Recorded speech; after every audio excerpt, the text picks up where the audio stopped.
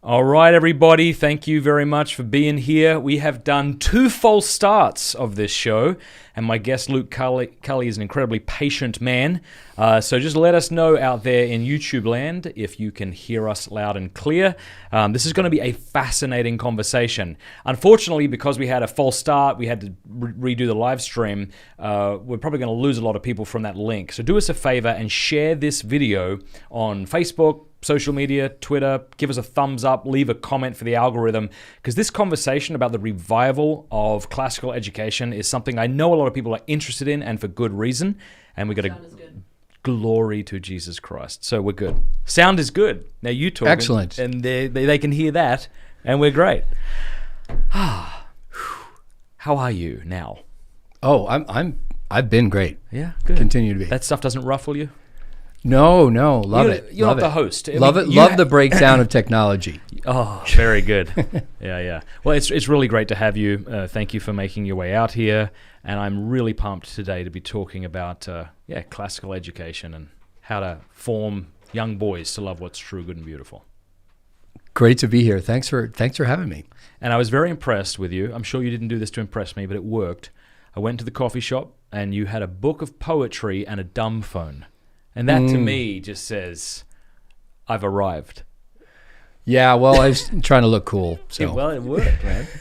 How are you doing with it? When did you switch from the smartphone to the dumb phone? I can't remember. I did have a smartphone for a while, and I realized it was too smart for me. Yeah, that's a good way to put it. I couldn't handle it. Couldn't handle the pressure. So went back to the dumb phone, and it's been good. It's a phone. Now, I asked you this question in the coffee shop, but I'll ask you again because I think it's important. I would love to be as cool as you and some of my friends like Mike Verlander and what's his name at New Polity, Mark Barnes, right? And graduate to the dumb phone. Here's the question I have for you. As technology advances, so too does our means of conversing. So people text in paragraphs today with multiple questions. And so they expect a detailed reply and almost immediately. But when you have a dumb phone, you cannot do that. So when you graduated from the smartphone to the better phone, how did you deal with that? Well, I think what ends up happening is that your friends get kind of trained by your lack of responses. That's part of the answer. But I guess what I do is I usually respond via email. Mm-hmm. So if it's a quick question, I'll type out the answer on this dumb phone. Yeah. But if it's something more detailed, I'll just go to Gmail and or email and send a response, and that that slows it down a little bit. Yeah. Once you go to that, somewhat older technology, I guess. Yeah, it is true. People text like we used to email. That's right. Yeah. That's right. But then how do you deal with the barrage of text messages? I mean, I guess, as you say, you sort of train people, as it were. They cease to text you. But I get text messages all the time. Like I turn my phone off for the weekend. I open it up Monday morning, and I'm like showing my wife, like, look at this. There's like 25 text messages. So it would be difficult to go through that period where everyone thinks you're ignoring them, I guess is what I'm saying. Right. Yes, I think that's true. But I think just as the way your phone works, as I discovered yesterday, or it doesn't have a voicemail. On purpose. That people figure that out. That's true. And they learn that they're not going to be able to contact you in that way. So. Everybody very politely tries to alert me to this fact. Your voicemail is full. I couldn't leave a message. And I say, I know. It's meant to be full. I don't want to have more avenues through which to be distracted. Right. Yeah. So but this is a problem. I mean, our Dean of Students, Mr. Matthew Williams, fields a lot of questions from parents, but he has many other jobs. He's the schoolmaster, the sacred music teacher, and he's has a charge of the dorms in many respects. So that's his only job is not fielding questions from parents. So he's had to tell them, I will not respond to texting. Well, and this sounds like we're diverting from the topic at hand, but in a way we're really not. I think we're, speaking of classical education Absolutely. and learning to love and learning to learn, this really is a part of it. So let's keep up with this for a second, because I find this really fascinating. One of the things I said to my wife when I turned my phone on Monday morning and I had 25 text messages was, look at this. I said, I think I just get more text messages than most people. And she said, no, I don't think so. I think people just respond when they get the text message. But I didn't find that comforting. I just thought, well, that means that's 25 times over the course of 2 days that I would have been distracted. I would have been doing something like making coffee or talking with my child or sitting with my wife or chatting with a friend, and I would have had my mind turned to another matter. And I don't want to live like that. Right. Yeah. That's all. Yeah. Apparently it's a rather radical thing to talk about these days, but... Right. Well, no, I think, as we were talking about earlier, I think you have to take some radical means to avoid the inundation of this thing. I mean, as I was saying before, I think the smartphone is smarter than us in some ways, and more determined. And I don't think it is a neutral technology. That's interesting. It's something. It has designs upon us to absorb all of our attention, and if you don't take some kind of aggressive sort of mental stance towards it, and be aware of what's going on, then I think that you will be completely sucked into it and become an absolute zombie eventually. That's where we're all heading. I thought of an analogy that's a little aggressive, but since that's what we're doing, it's like when people say, "Don't talk to Satan. He's much smarter than you." Right. Like right. Adam and Eve. Don't do that. And I kind of wonder if all of our little tips and tricks to reduce screen time is essentially us talking with someone much smarter than us who we can't win against.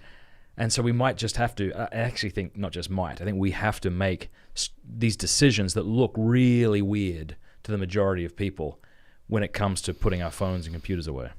I think you're right.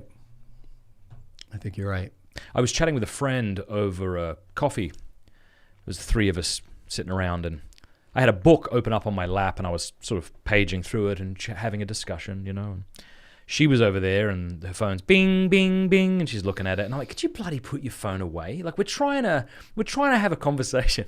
And she said, "Well, what's the difference? You're holding a book. We're both doing the same thing."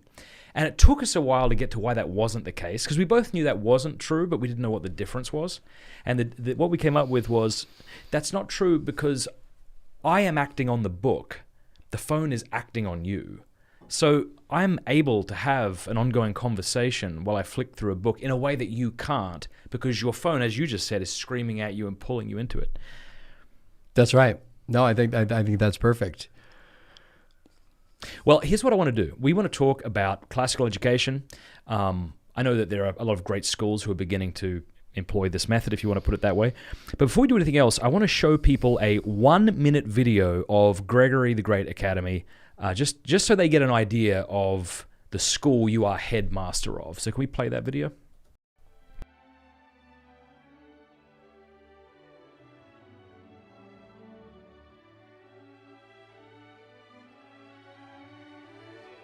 Let me introduce you to an exciting new venture in Catholic education, a school that gives the gift of joy, a school like no other. The world is so full of a number of things, I'm sure we should all be as happy as kings. Gregory the Great Academy is a school of praise. The good, the true, and the beautiful are not dead subjects on a page, but realities, deep down things that bring life to the soul. According to Plato, the purpose of education is to learn to love what is beautiful. At Gregory the Great Academy, we show the beauty of wisdom through lively conversation about the best that has been thought and said. God is a musician whose love moves the stars in one eternal song. Music and poetry awaken students to their place in the chorus of divine praise. Boys need adventure. They need camaraderie. Our boys work and play in a community where friendship is fostered through intense experience of the good. Education must nourish what Scripture calls the heart, the deepest spring of reason and desire. In the divine liturgy, the heart finds beatitude, for the liturgy is the participation on earth in the life of God. The world needs the happiness that good education provides. Is that it? That school, we good? Yeah. Looks fantastic and is fantastic. I took my son there. When was that now? 5 months ago or so? Was it in December? Were you there for the Immaculate Conception that's banquet? right, yes. December 8th. Yes. And it was remarkable. Well, first of all, your school's small. Like, I had this idea there'd be hundreds and hundreds of boys. It's a big building. It's a very big building. But 60 boys. 60 boys, which adds up to average of what, a class, I guess? About 15 a class. 15 a class. That's fantastic, yeah. I remember just, showing up, beautiful building. And then in the morning, we were having coffee, and you said, hey, the procession is starting before the big, was a rugby game they were playing. That's right. That's right. And I said, rugby tournament. I got to go down for this. It was freezing cold. I wasn't dressed appropriately. So I come down, and you see all these manly young men marching through the field, and they were chanting a French hymn to the Blessed Virgin while someone at the front was carrying the statue of the Blessed Virgin. And they placed the Blessed Virgin down, the statue, and then people were laying roses at her feet and offering a prayer. And it was so manly to see a group of dudes doing a procession and laying roses for the Blessed Virgin, but in a very masculine way. And then they went and beat the crap out of each other in rugby for several hours. It was my mind was blown at how beautiful that school is. Right, in the middle of winter, no less. Right. Rugby tournament. Yeah, it's a beautiful tradition. How did you get into this, and why are you so passionate about it? Oh boy. Well, let's see. To be honest, I got into it somewhat by accident. Okay, I went to Thomas Aquinas College. Oh, okay. I graduated from there. Didn't have much of a plan for my life, except that I wanted to be a juggler, and I wanted to go to Europe and be kind of a street performer. I had a good friend who got a job at this obscure boarding school, and I didn't have any money to get to Europe. So I took this job, and I told the headmaster at the time, Alan Hicks, the founding headmaster of the school, one of the students of John Sr. We can talk about that maybe later on. Yeah. But I told him, I'll take this job, but I just want to be here for a semester, because my end game is I want to go to Europe and do this, live this romantic life. And so he said, okay, yeah, sure, great. You're going to teach a class. You're going to be a dorm father. And so I entered into things, and I pretty soon discovered that this was a remarkable place, that this was a school that had a very unique vision, and that it was that I couldn't leave at that point. I mean, I could not, had midpoint of the year came, and of course I had to finish the year. And then the end of the year came, and I did go to Europe, and I went on the Camino de Santiago the first time I went, and came back for another year. I eventually did leave for a while, went to grad school, then came back again, and here I am now. But that's the story. I mean, for me, it started somewhat unintentionally. I didn't choose the school quite for maybe the best reasons, but I definitely think God was leading me there, and it kept me there because I discovered that this school that was one of the great fruits of John Sr. and the program he started at KU was a remarkable school that was transformative. I mean, it clearly had an understanding of how to put together a number of different things that was transformative of youth. And that's a place I wanted to be. So for those who've never heard of John Sr., and without getting into his entire biography, who was he? And tell us about this program he started at KU and why it was so transformative for so many people. Absolutely. So John Sr. was one of three professors at Kansas University, and he decided with two of his colleagues to start a program within this giant behemoth of a university that was called the Integrated Humanities Program. And he was a Catholic convert, and it was a program that was really teaching the liberal arts, but which the university really had abandoned by this time, but doing it in a unique way, unlike some of the great book schools that and even other Catholic schools that were beginning around the same time. There's been kind of a renaissance in Catholic education on the university level, starting, I think, in the early 70s with Christendom, Thomas Aquinas College, University of Dallas, later on Wyoming Catholic. And John Senior's experiment, short-lived though it was really in a way part of that, but he had a bit of a different vision from the great books. He was friends actually with the founders of Thomas Aquinas College, but he thought that something was needed for students before they could jump into the great books.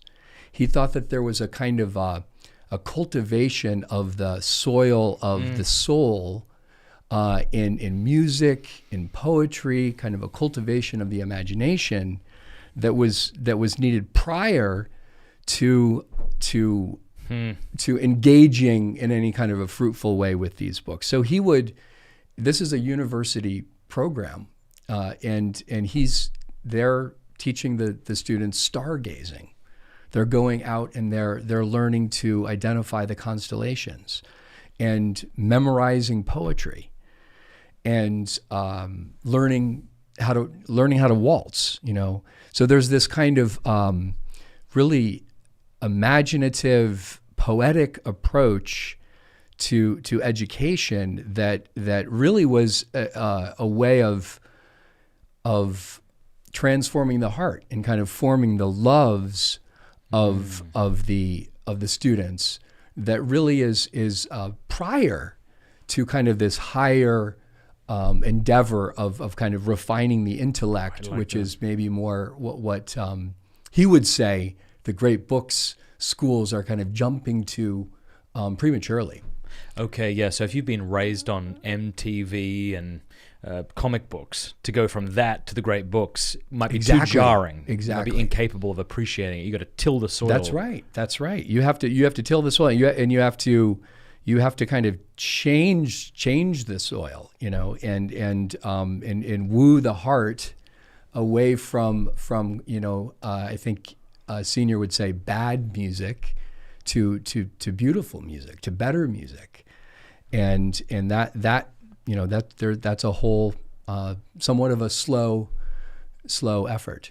For those who aren't aware, what are the liberal arts, and why were they and are they dying off in modern universities? Oh boy, I'm not sure how well I can answer that question. The liberal arts, I mean, the trivium, sure, grammar, rhetoric, logic, those are the three, and then the quadrivium, and I can't tell you what all of those are except mathematics and astronomy. Yeah. But those are the more mathematical medieval arts, and these were altogether, all seven of them were seen as means to create a free man. Huh.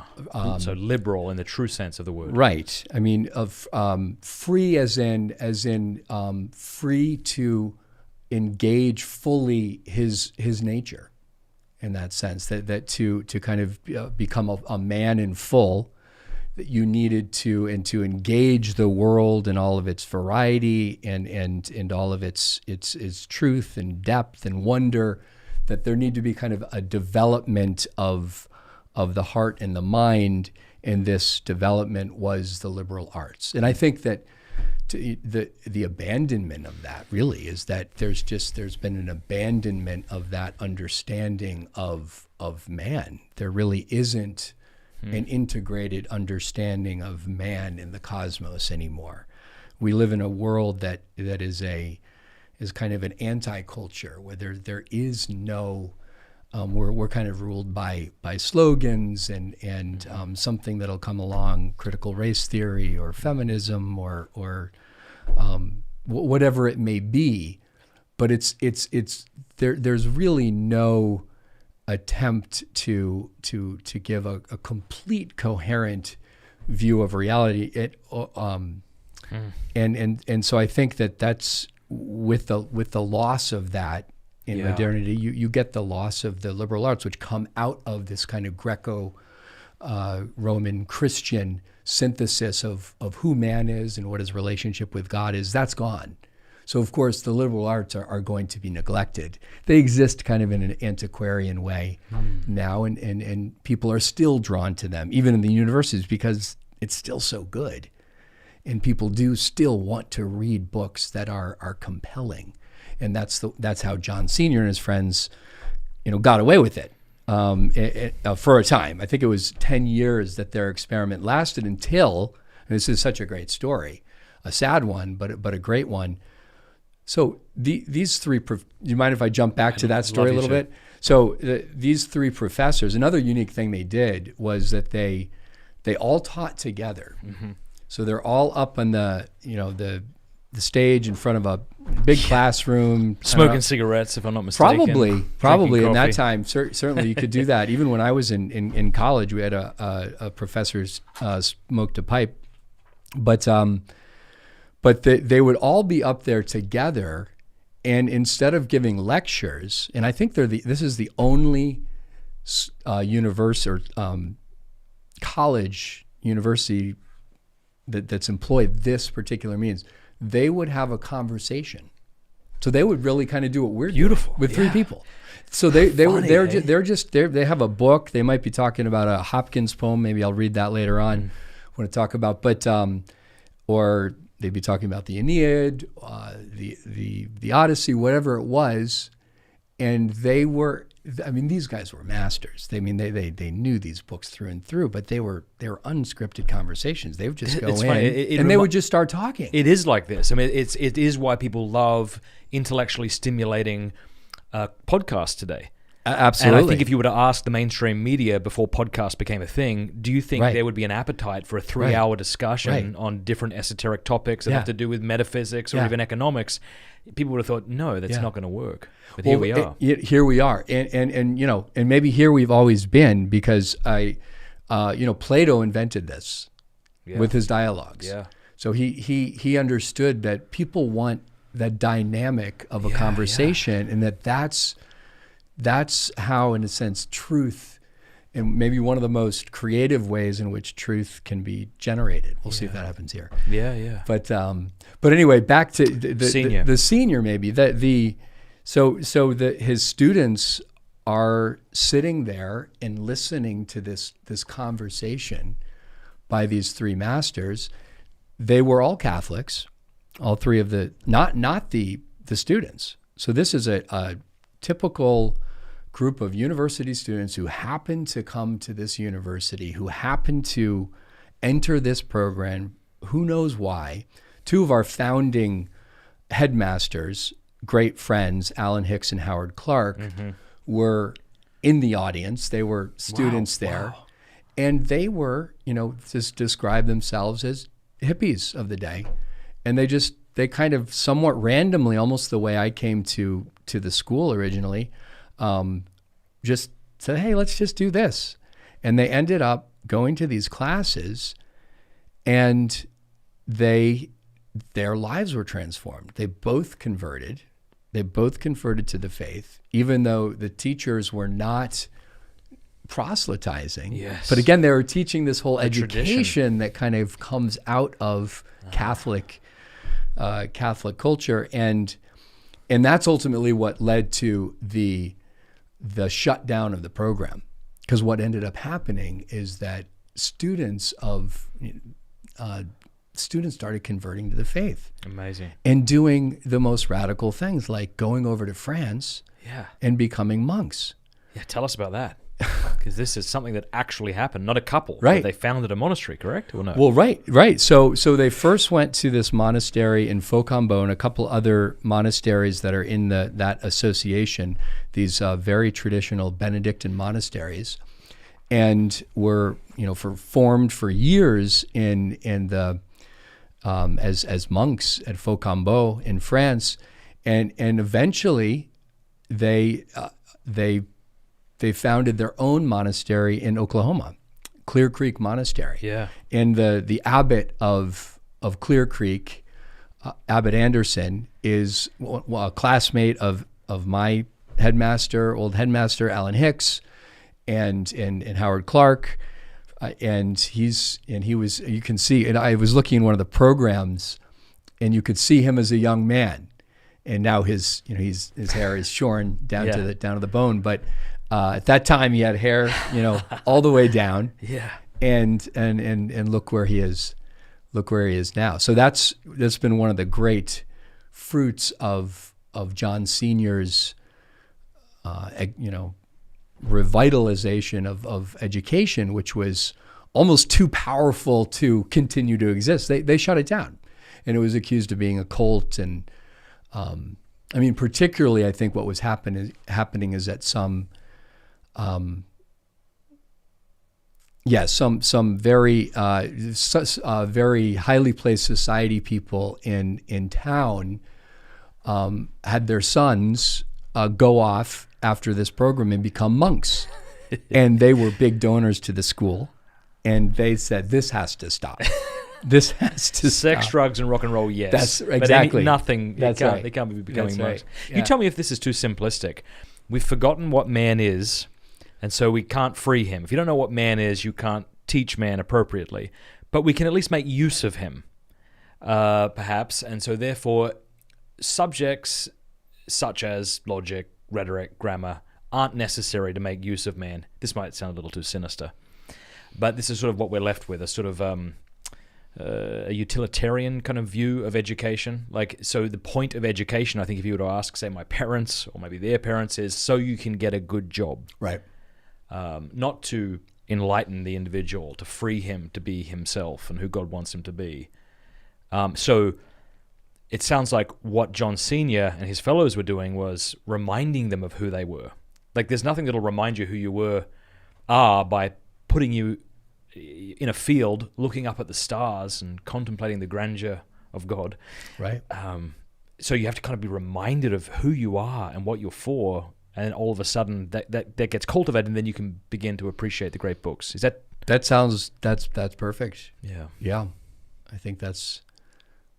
But otherwise, that's good. Yeah, and I think that the modern education is exactly that. It's seen as a means to a utilitarian end, and you quickly get the sense as a student that you're kind of on this conveyor belt. Yes. And it begins. You don't quite realize. I think you start realizing you're on it in high school. Yes. As you become a little bit more aware, even with the deadening kind of influence of the education that you're getting, that you're on this, and then you continue on. You realize, okay, I got to get on another conveyor belt called college, and that will lead me to my job, and that's about it. Why do you call modern education deadening? What is it about it that's deadening? Well, I think you've already said it. I mean, I think it's deadening because it doesn't remind you of who you are. It doesn't give you a glimpse of the world that God made. It doesn't give you a glimpse of the eternal verities. It doesn't give you a sense of sort of the joy and excitement of being a man and living the adventure of life. It certainly doesn't give you a sense that there is this divine mystery that is in everything and behind everything, and that there's every reason to be excited about being alive, and it doesn't do any of those things. I mean, it's almost I'm reminded of a book by. I never read it, I confess. I want to, but I love the title by Anthony Eslin called something like 10 Ways to Destroy the Imagination of Your Child. Yes. And it's funny because it's almost as if these schools have studied books like that and that it's very intentional, that they've really, how can we construct this so perfectly that children will come out of here almost in near catatonic, despair. And they do such a great job. I mean, they're utterly successful. Now, here's the thing, though. If you were to speak to a public school teacher and said, do you want to destroy the imagination of these children? Do you want them to come out of school almost catatonic? They would say, what are you talking about? No, I want what's best for them. I love them. Right. So it's almost like they would use the same language that you would want to use. I want them to be fully alive. I want them to have an exciting life. So where's the disconnect? Well, I mean, and of course, there are good teachers. I had some good teachers. I went to a public school, and they're all, teachers. There are many teachers that are trying, very hard, and they do have remnants, kind of vestiges of a liberal arts curriculum mixed in. There are some good books you read in a literature class in a public high school, and there are many well-intentioned teachers that are trying to do something with that. But I think the problem is that there's no coherence. There's no kind of, nothing connects to anything. Mm-hmm. Nothing connects to anything else. So in the end, it's just it ends up being this sort of smorgasbord of information that's not cohesive. That well, you like this is something interesting to you. And so follow your passion, but you're never really given some view of yourself. We need to have a view of ourselves that's larger than my individual wants and desires and even what I'm good at. Because at the end of the day, you eventually kind of realize you're kind of boring. And so we need this sense of a larger reality within which we have a place. And that's what's exciting. I mean, I think that's where you can, that's the only place I think you can give somebody a true sense that life is worth living. Life is an adventure. Just going on, you see the attempt for people to kind of have this vibrant life, whether it's mountain climbing or jumping out of airplanes or all this kind of stuff. But I think in the end, all that's going to kind of fail because it's so grounded in my own personal sort of interests and the little bit I can, the little world I can construct out of my own ego, and it's ultimately not compelling. That's interesting. This reminds me of a talk that Fulton Sheen gave where he talked about the difference between being free from something and free for something. If you were to say, he said to a taxi cab driver, are you free? And the taxi cab driver said, oh, yes. And you said, hooray for freedom. Well, that wouldn't make any sense. We're not, and so I think today the modern understanding of freedom is freedom from constraints. Right. But we don't have an understanding perhaps of what are we for? Exactly. No, I think that's right. So right. And now we're not even really free from constraints. It seems like the world is clamping down on what we can say. And yeah, it does. Isn't that interesting? The what was it? The Benedict XVI called a dictatorship of relativism, whose only goal consists solely of one's own ego and desire. I'm thinking too of Augustine's quote about passing by the wonders of the world and passing by ourselves without noticing it. Something to that effect. Yeah.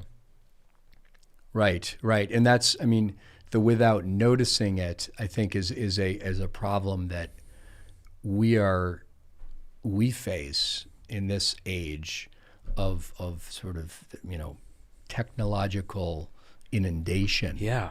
Where even our experience of nature is contracepted with technology. People walk around with apps that show you the constellation as if I don't know how to look at the stars, or I'm not terribly interested in contemplating a plant unless I can see it through an app that tells me its name. Right.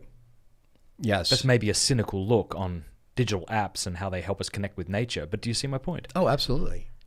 I mean, I think, again, the trajectory of all this is to seemingly is to remove us completely, where there is eventually no connection. And this is what scares me about virtual reality goggles.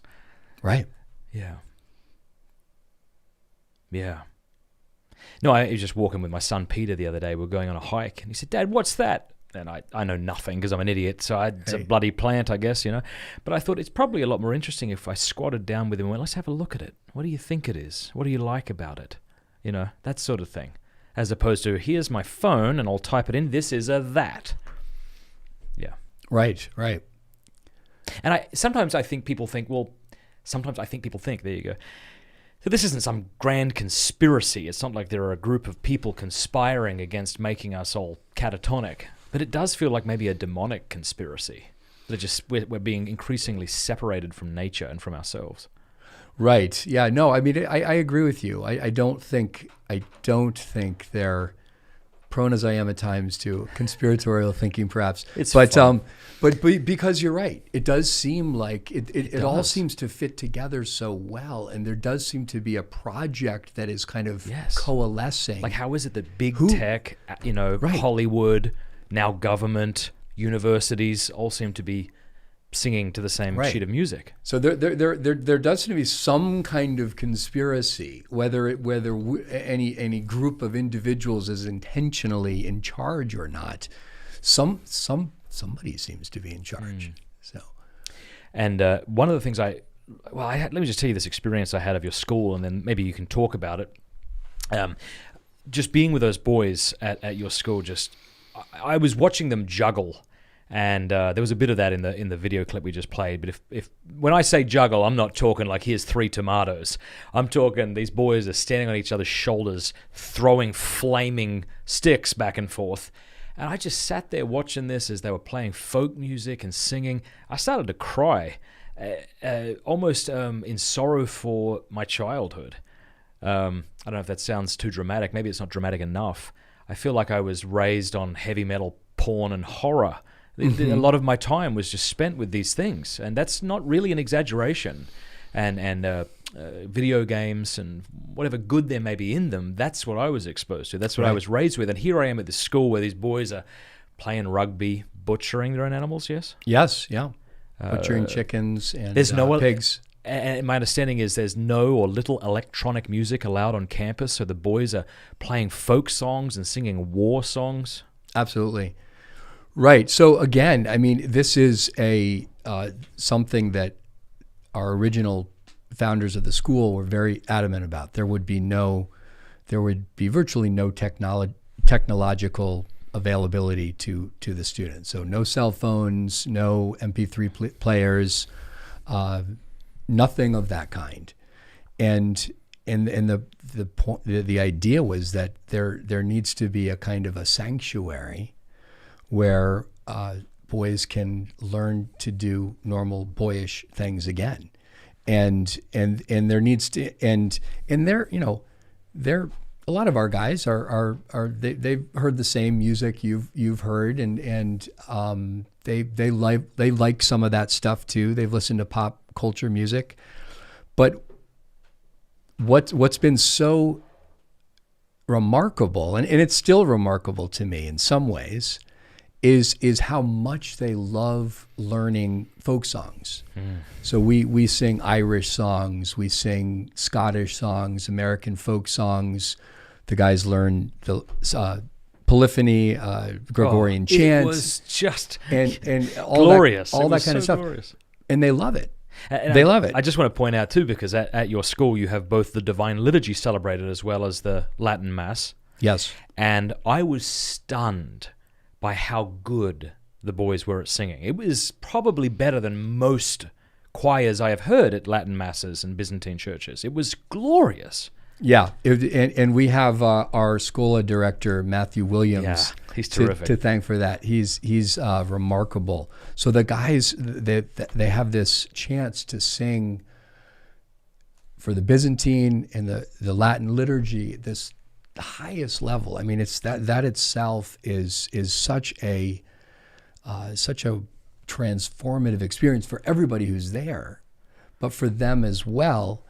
And these are the same guys, the guys who are in the Schola, who are, as you mentioned earlier, who are playing rugby. Yeah. And so one of the things I love about the school is that there isn't the same kind of dichotomy that I experienced in public school. You really do, those cliches those Yeah, you're good. cliches You're good. are real to some degree about the jocks. Yeah, it and is. I was in the heavy somebody metal who's- group. Right, the drama people and Yeah. all that kind of stuff. And really, everybody should be doing drama. Everybody should be learning how to juggle. Everybody should learn art. Everybody should play rugby. Everybody should sing folk songs. Everybody should sing Je vous salue, which is the French Hail Mary that you heard. That was so powerful. And when you have a school where you don't ask them, would you like to do this? But you just say, this is what we're doing. okay, now we're learning this song. Now we're doing this. How long does it take until the boys say, well, I'm bad at singing or I'm bad at rugby. I don't want to do that. I'm not good at art. How long does it take from that point to, okay, I'll just jump in the mix and do what I can? Is there a reluctance? Probably about 5 minutes. So no, I mean, obviously it's like anything else. I mean, you have kids who are great at sports, and then we have I would say probably half of our students have really never played sports at all. And if they'd gone to another school, they never would have joined a team. But at St. Gregory's, we don't give them that choice. You're going to play soccer, and you're going to play rugby, and some of these guys that have never played before love it. I mean, and excel and are play the ace. Actually, many, if not most of them, are go all the way through. So yeah, there's an apprenticeship. There's rugby is. Especially the way it's done at our school. I mean, rugby training begins basically after Christmas. Rugby training begins. So that means outside in the snow, guys are playing rugby. Mm-hmm. And so there's a long, intense apprenticeship, which is now, they're enjoying the fruits of. We're in the middle of our season. Actually, we're coming up to our championships now, and we've had an undefeated season. So we've been congrats. We've been very blessed. Our Coach Van Beek and his coaching staff are outstanding. So we have quite a tradition of rugby excellence. But yeah, no, I think it's something that. The guys understand. It's part of the life. It's part of the life here. Yeah. And what do you say to those who say, aren't you sheltering the boys, not allowing them to have iPods and this sort of thing? How on earth are you preparing them to go into the real world? Aren't they just going to go from this sanctuary, as you call it, to the real world, and they're just going to be bowled over? You're not actually training them to engage with the world. You're just sheltering them. It's just going to make them weak, and they'll be like sitting ducks. Right. Well, I mean, I would say we are sheltering them, first of all, and very intentionally so. And I think that's become, that shelter, that sanctuary has become more important now than it's ever been, because these guys, these boys, they need to have these real experiences. They need to experience what it's like to tackle a guy in rugby, to get in a boxing match, to have conversations with friends, to learn poetry, to sing songs. One of the amazing things about this school is that, in contrast to my education and many others, I remember going to a music class. We had a required music class at one point. I actually kind of liked it, but it never spilled over into your life. It was just, you went into that class and they taught you a couple of songs, and that was it. But at St. Gregory's, it spills out. The guys are playing songs in the hallway. They're learning songs. They're showing everybody a new song they learned at a banquet. I was woken up by them. I was sleeping in that guest room at Greg's. And I actually had gone to sleep, and I woke up by the thunderous roar of these bloody folk songs that were being played. Sometimes a floor the banquets below. go exactly.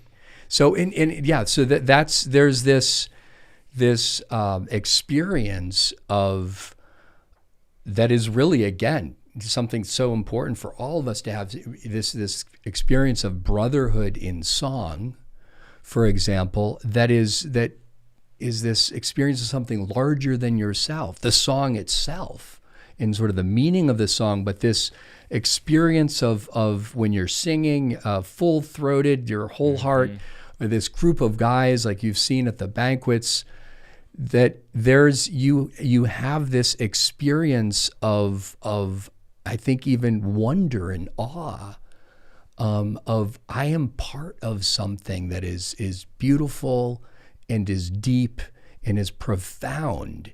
And I'm getting back to the technology thing.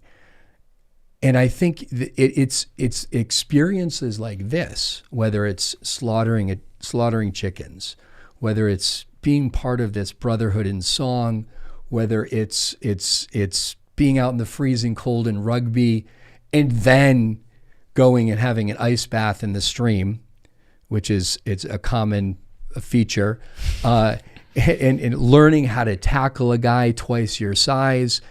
These are the things that are actually going to help you to become somebody who knows how to use technology and not be swamped by it. Has that been your experience of those who have left the school?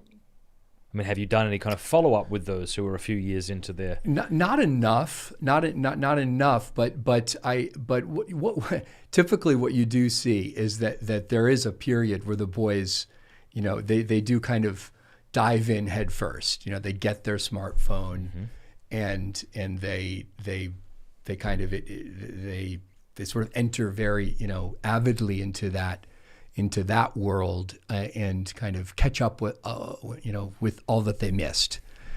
But I think that without us even preaching it very much, I mean, we have an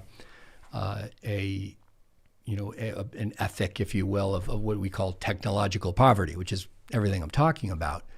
But we don't really talk about it that much. We just do it, and yet the students, they get it.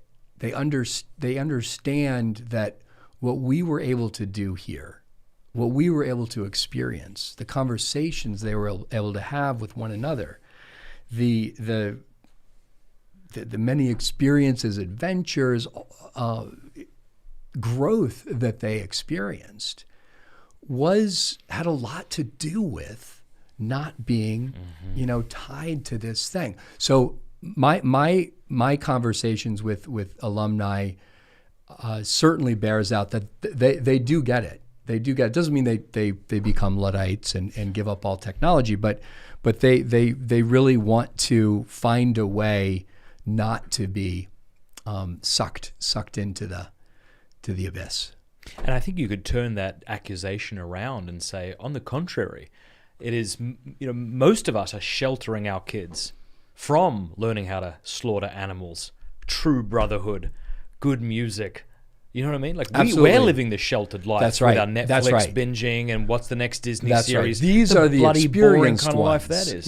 These are boys who have been given a lot of real world experience of the real world, not the surreal or the virtual world, but the real world. And so I think that in not giving boys an experience like this, you're absolutely right. That's the sheltering. that's the bad sheltering from reality. And I don't know if this was your experience, but for me, I mean, I only went hunting recently, and I felt terribly sheltered, slightly embarrassed that I had really no idea what to do or how to shoot or how to butcher a deer. These were the experiences I didn't have, which I'm now having, that I wish I had earlier in life. Yeah. Well, it's not too late, and I'm actually like you. I mean, I've watched our guys butcher hundreds of chickens from the window, and asked myself, when are you going to go out there and do that? And I haven't yet. So I did, thanks to my parents, I did grow up on a small farm. My parents were not farmers, but they thought it was important for us to have animals. So I grew up milking a cow, and that was and caring for sheep and chickens. But slaughtering was not something we've done. And so I still do have, I confess it, before everyone, a squeamishness about cutting a chicken's head off. Yeah. But I'll get out there. Good for you. We do it together, maybe. Okay, we should. We should, yes. Now, there might be people watching this right now and they're thinking, this is terrific. I'm a female, though. I have female daughters. Are there schools like this for women? Do there need to be? Oh, that's a good one. That's a good question. And I don't have a definitive answer on that. I know of somebody who is planning to make a school like that in Dallas, Texas. And in this woman she loves our school, actually is hoping to send her son here at some point. Has talked about that. But one of the things she said is that I want the girls' school to be like your school in a lot of ways. Less butchering, less dead chicken heads. Maybe so. But she says that girls will do the things that you do in a different way because they're girls, and they need to be led into these things. But they also need adventure. They resisting a little bit maybe that Victorian model of, well, girls should just be learning how to knit, and which I think is a great thing to learn, and sort of take care of a home, kind of social deportment and so things like that.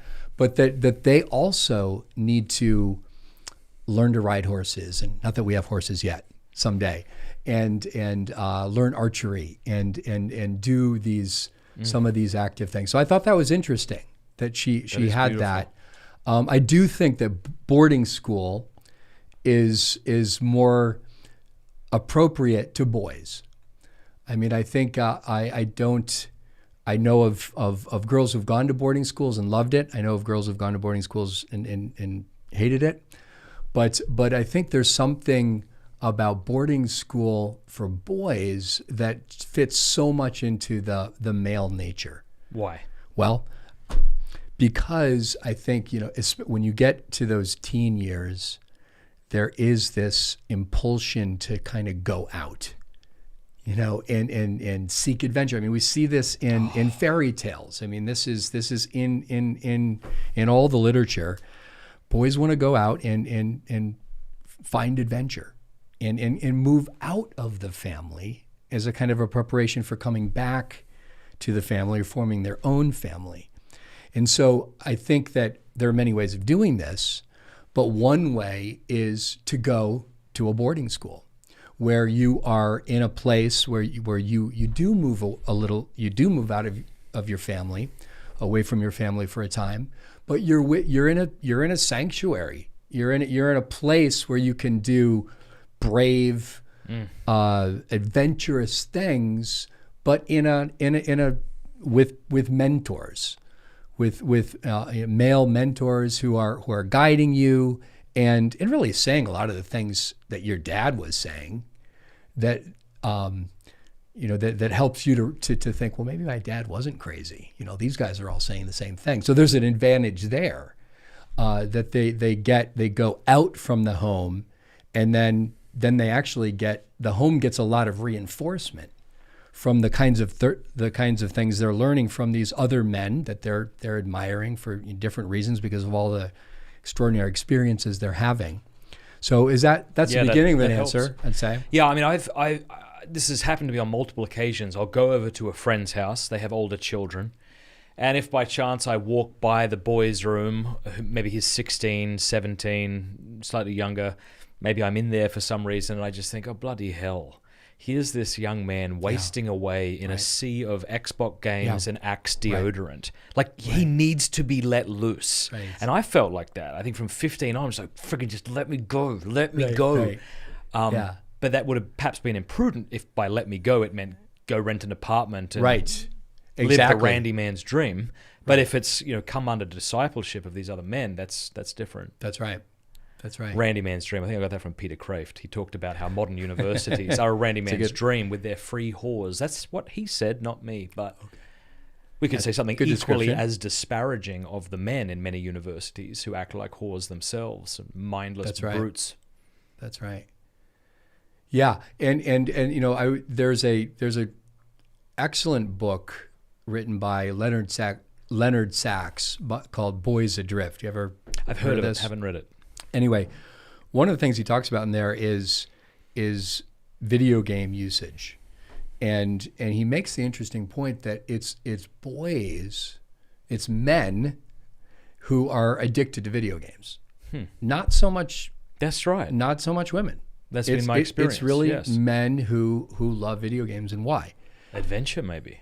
I think that's it.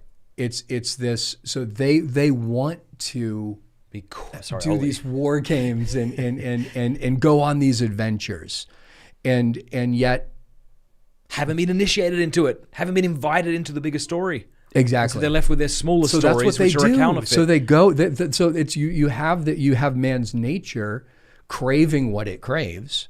It's trying to find the real thing. It's trying to find what it wants, and yet it's just sort of it's kind of getting stuck in this fake world that's not going anywhere, and it's not teaching you the things that you would learn in adventure, like perseverance, hard work, courage, things that you learn by playing rugby or going on a pilgrimage or something like that. So it's a dead end, but you can see the telos trying to reach it. They're trying to find what they need, through that, which is interesting. So we can help those boys and give them real world adventures, which are harder than playing video games, but the exultation of winning a rugby title is nothing you could ever have by playing FIFA soccer or no matter some how sort good of you ever rugby were. video game. Yeah.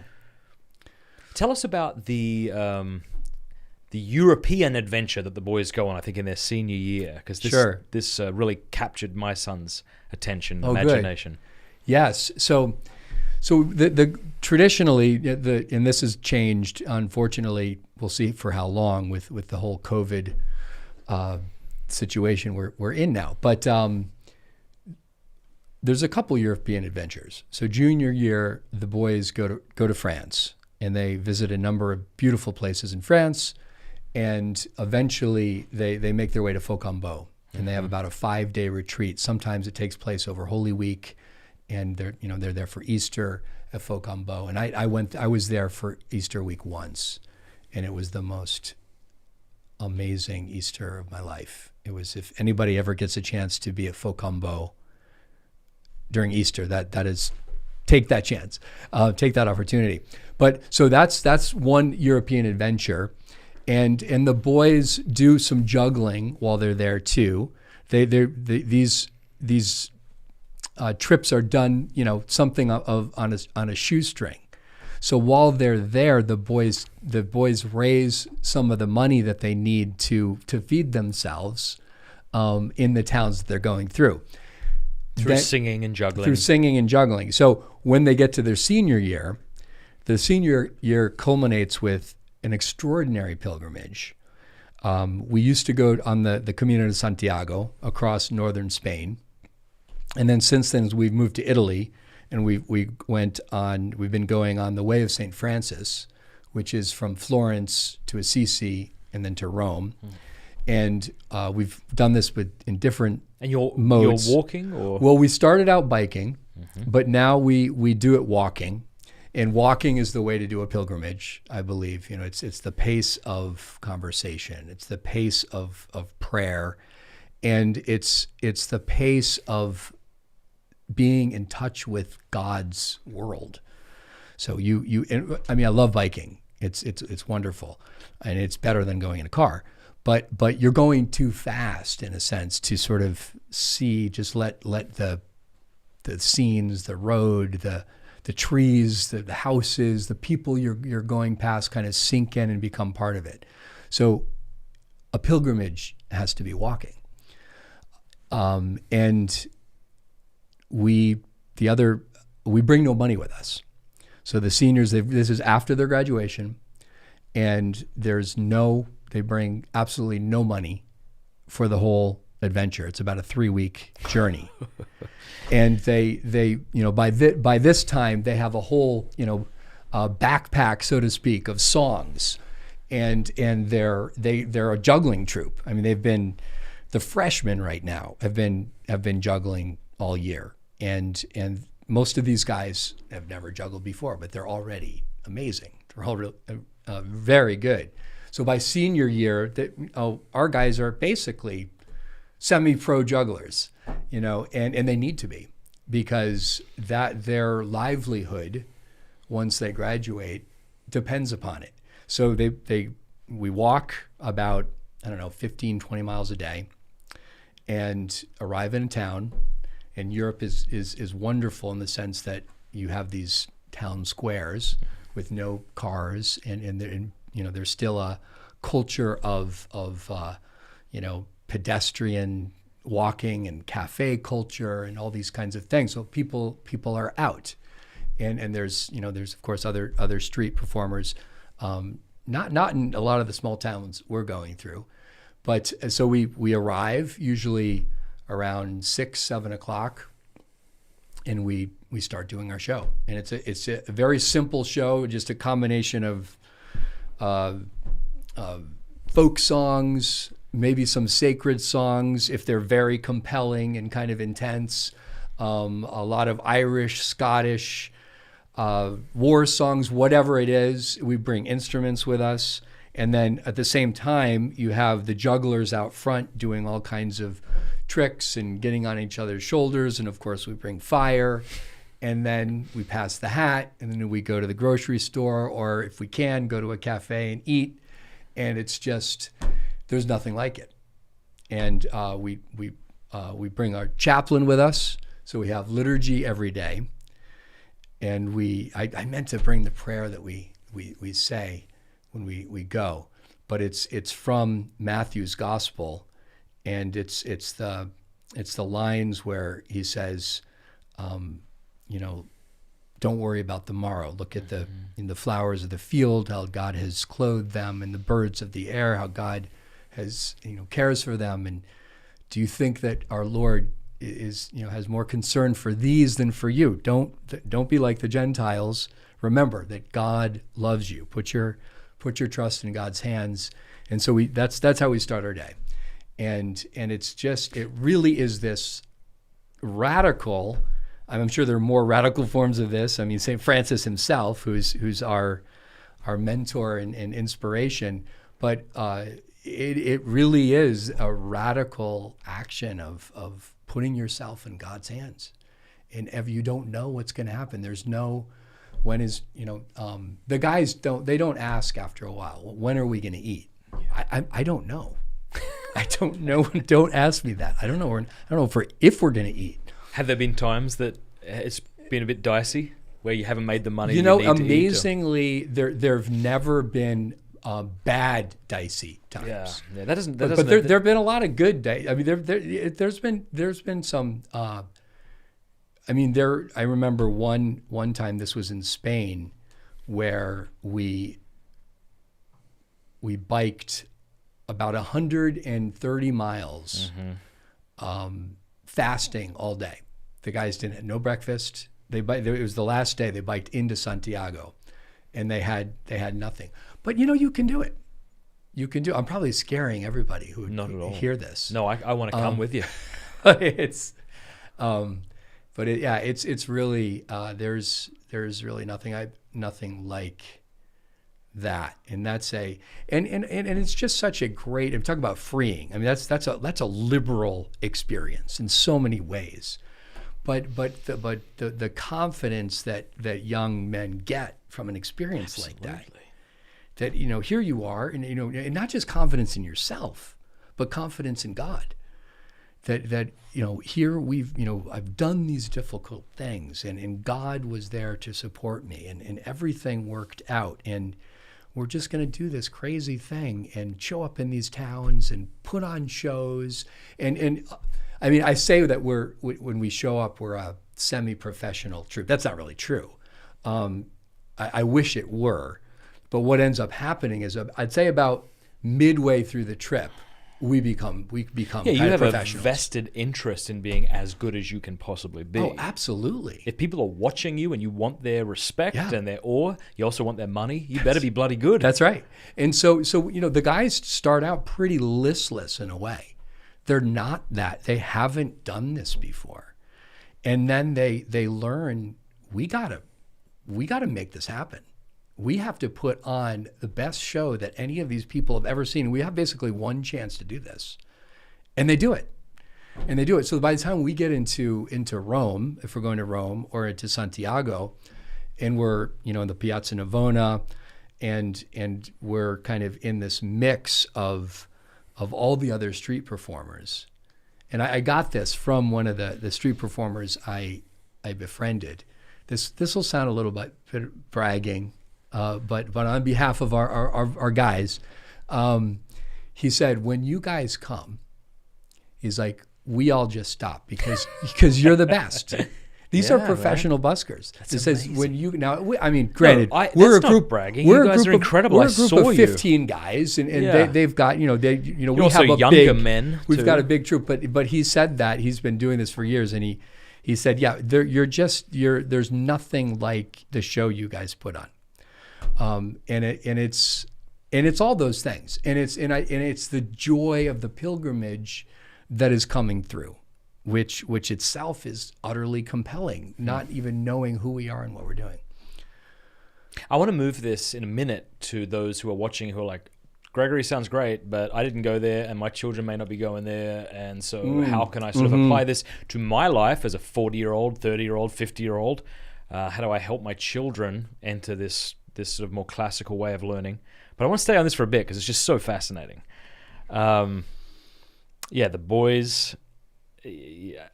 I'll say this: when I have spoken to people about my desire that my boys go to Gregory's, there's a kind of a quizzical look. This idea, and you've touched upon it, but the idea that why would you send your kids to a boarding school? That you're abandoning them. Sure. This is probably a place for bad boys whose parents can't deal with them. Isn't this rather irresponsible? Shouldn't at the very moment, surely your boys need you at that point in their life to kind of give them up or ship them off. Aren't you just kind of abdicating your responsibilities as a father or a mother? What say you? Well, what say I? Well, again, I think that the place to start is that it's, we read it. I read a good book recently on this. I think connects to this, which is it's a book called Leaving Boyhood Behind. I don't know if you ever heard of this book. Recently written by, I think the guy's name is Jason Craig, and he talks about how there's women have a natural kind of biological initiation experience in marriage and in motherhood and giving birth, menstruating. That's right, but boys need a kind of a constructed initiation experience. And it's something that really cultures have always had. There's the American Indian cultures with kind of the vision quest, and then you come back and you join the tribe. And, all cultures have had this, but it's really lacking in our culture now. And I'm sure there are many ways to do this. And I think we need to start thinking about what are these ways of doing this. But I think that a boarding school like ours is one way to do this, that it really does function as this kind of initiation experience where boys become confident in their masculinity, confident in their ability to be part of the pack. It's a good pack. It's a pack of guys who are striving for good things. And it's with mentors to guide them. And it's not, to send them out on that 4-year adventure with breaks to come home over the summer and Christmas and Easter and so forth is not an abdication of responsibility. I think it's one way of fulfilling your responsibility, because it's giving your boys this experience to take this critical step into manhood. And I think that what we see over and over again is boys coming back and integrating with their family in a new and a much more fruitful way, and kind of understanding their family in a bigger way, but having a deeper appreciation for it. It seems to me that our boys come back to their dads, for example, with even stronger relationships, not weaker. It's not as if I've lost. I mean, I'm sure it's difficult, to let your boy go away for that long, but it is a sacrifice. But like any good sacrifice, I think it bears fruit. It's worth making. Does that makes sense? And I presume that your school isn't filled with boys who wish they weren't there. In other words, this isn't, No. You correct me if I'm wrong, but I'm sure No. this isn't a matter of parents shipping their boys off to a place they'd rather not be, No, but absolutely have no not. choice in the matter. Yeah, no. So when we interview boys, when the whole admissions process is in part a discernment of, does this boy want to come? And for sure, there are boys who come who are not totally gung ho. They're a little leery of this experience, but they're good kids. Their parents think it's a good thing, and they say, okay, I'm going to try this out. So it's not as if every boy that comes to the school is just on fire to be there.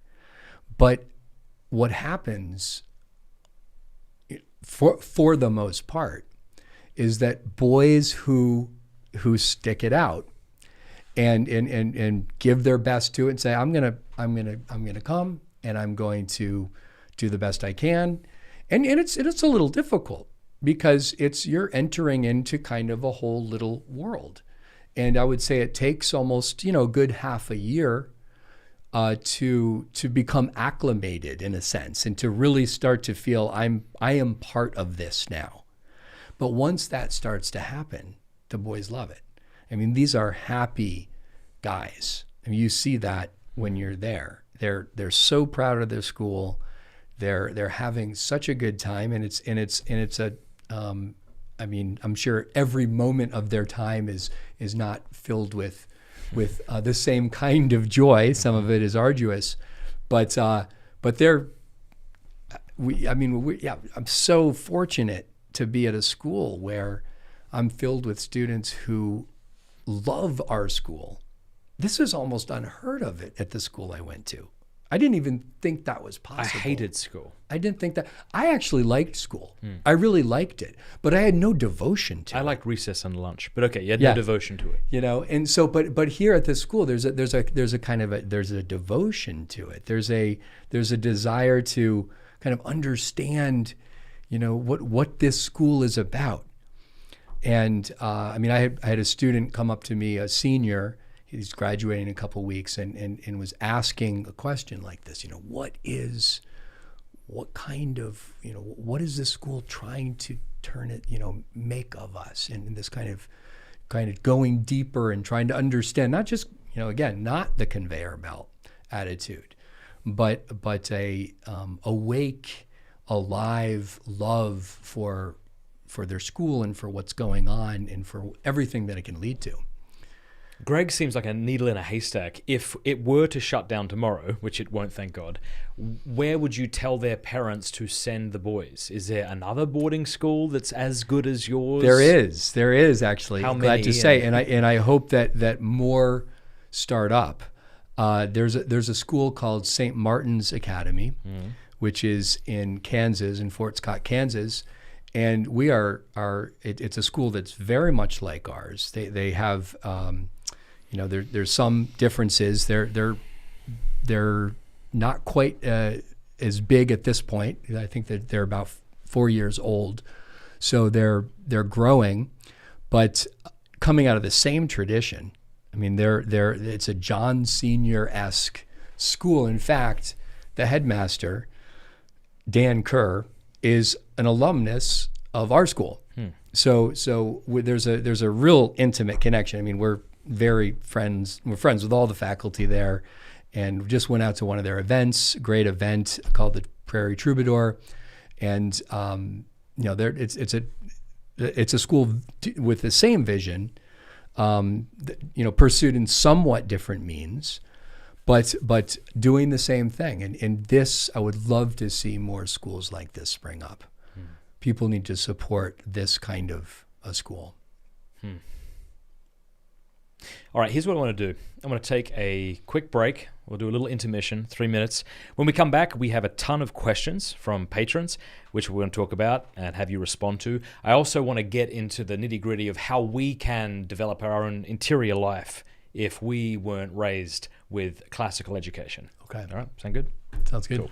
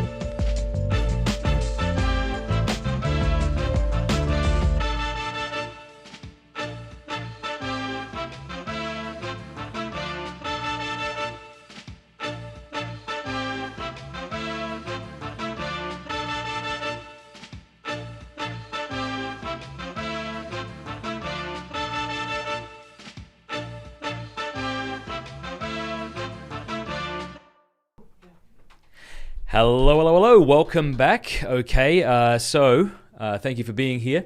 Do me a favor, and you can walk past that poor guy. He's locked outside.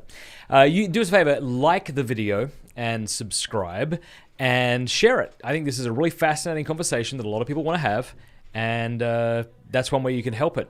Do us a favor. I want to say thank you to our sponsors. Hello, you're good. You're fine. This is good.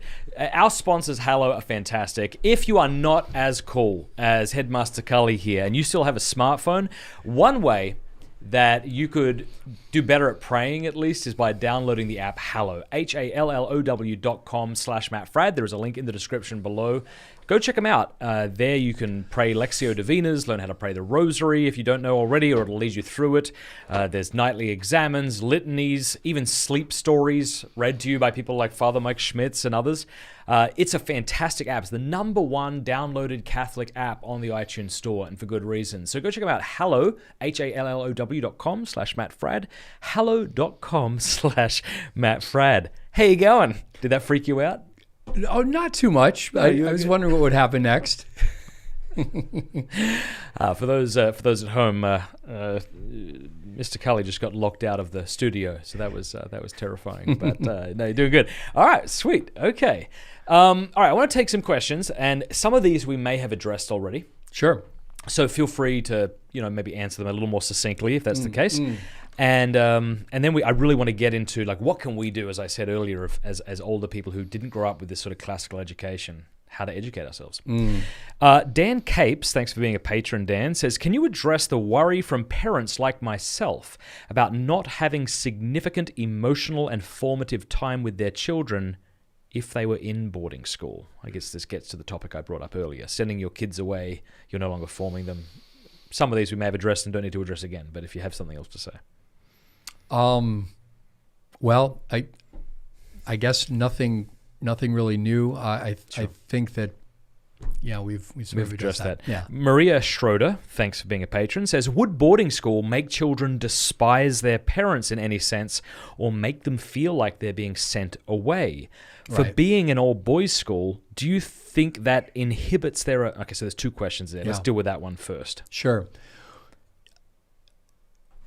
Yeah, would it? What was the first part of the question? Cause them to despise their parents, feeling like they've been sent away. I mean, that's just not something we see.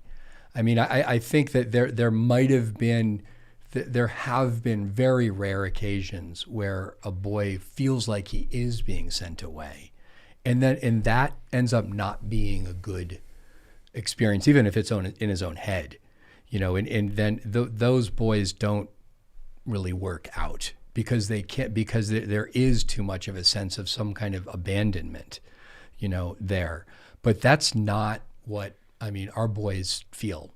They don't feel like they've been sent away, and again, we see over and over again that the relationship with their family is reinforced. We hear this over and over again from families that my son has come back. He's helps out more around the house. He's learned some things about responsibility that we couldn't teach him in some ways. And so that's overwhelmingly the experience I see. In my conversation with our mutual friend Verlander, who's sending his boy in a couple of years, please God, to Gregory's, he was saying that no, this has just been part of the discussion of the family since the boys were young, that this is something that they get to do, and they even kind of get the newsletters that are sent in from Gregory's. They read them around the dinner table. So it's not you're a bad kid, we can't deal with you, we need you out of the house. Right. It's here's an adventure that all the boys are going on. That's the right approach, and that's the experience of our boys. Yeah. She also asks, for being an all-boys school, do you think that inhibits their ability to interact with girls, either now or later in life? Absolutely not. My experience with seeing how our alumni do after they've graduated it doesn't seem to have inhibited their ability to relate to girls at all. Marriage is alive and well among our graduates, and it's not as if there's no contact with women during this period. The school, the families who are involved with the school are very integrated with the school. So you'll see kids running around the property, children of faculty members. So there's not, it's not some kind of blocked off, almost like Mount Athos, where women and the female influence is completely banished. We can't even have female chickens or something. I think that's what I heard about Mount Athos. Don't know if it's true, but so it's not like that. And there's some really wonderful traditions that we have that I think are conducive to them having a fruitful and healthy relationship with girls when the time comes for them to do that. For example, there's a custom that we have that goes back to the earliest days of the school called roving. And this is something that the upper form guys do, the juniors and the seniors. And what roving is simply is going out in a group and singing love songs to women they meet of every age. one of their favorite places to go is the University of Scranton, where there are ladies closer to their age.